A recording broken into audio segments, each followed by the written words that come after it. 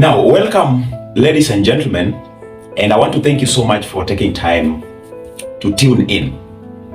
Now, yesterday, by the time, the conversation about resumption to demonstrations started, and Kenyans actually took their anger to social media and lamented steadily how William Ruto is now a big, failure.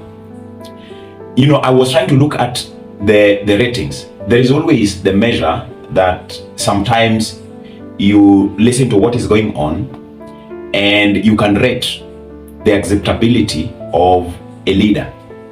So if you are keen, you might have realized that if you were to measure the acceptability of William Ruto yesterday, it dropped drastically, in fact, in a big way.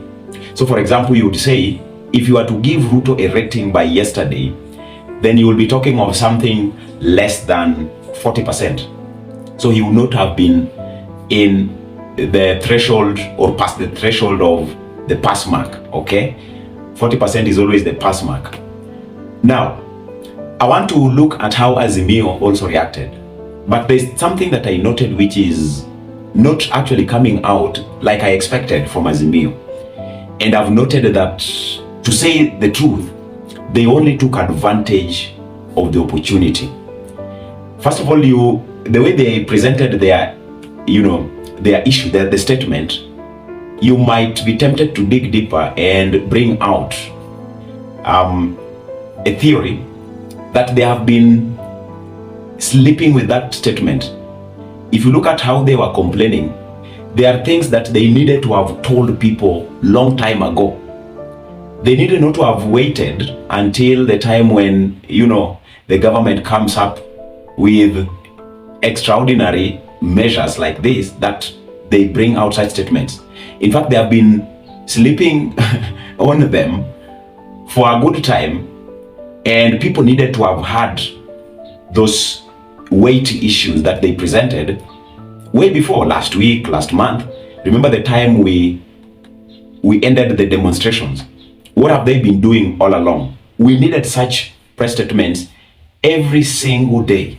So when I looked at them, they only took advantage of the scenario.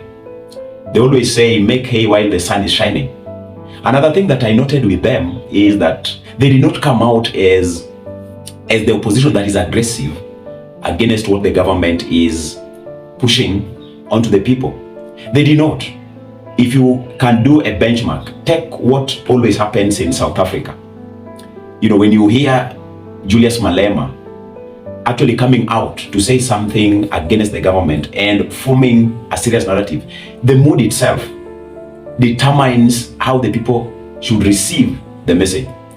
But in our case, you talk of them coming on board, lining up.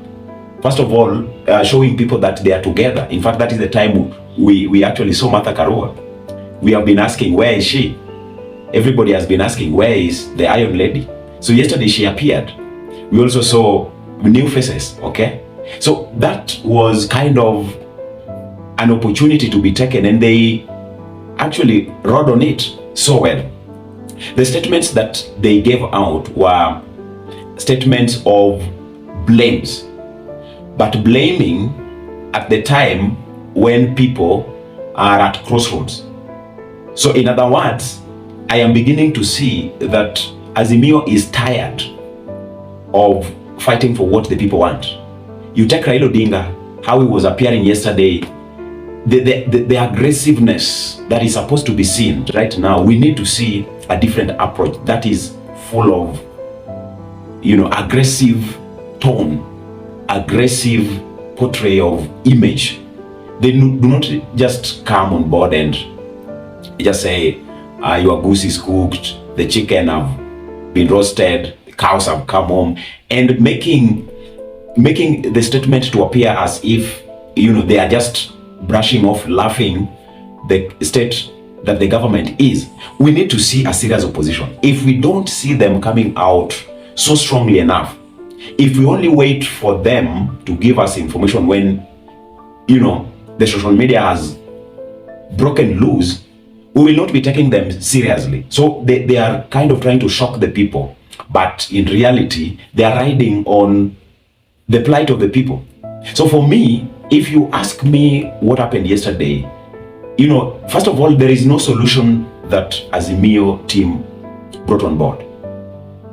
In other words, you will try to interpret that as they still have some phobia, a fear of if they go very radical on the government right now, what can happen, what can erupt.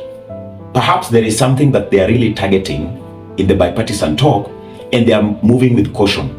But moving with caution because, like I was telling you in the yesterday's video, Raila always has this motive to stand up for the people. So even if there is a deal that has been made, and the way we see Kenya Kwanza operating, the kind of rapport that is being created, it is not a rapport that would take us back to when Uhuru and Raila had the handshake. It's totally a different, field. So even if there is a deal that had been struck between Raila and Ruto, there is always a stand that Raila takes. But he is not coming out with the boldness, with the kind of, robustness that we need to see and identify him as the man that we have always wanted to lean on, especially when things go to such extreme. So the entire Azimio brigade yesterday did not meet the standard. They did not actually conform to how people wanted it.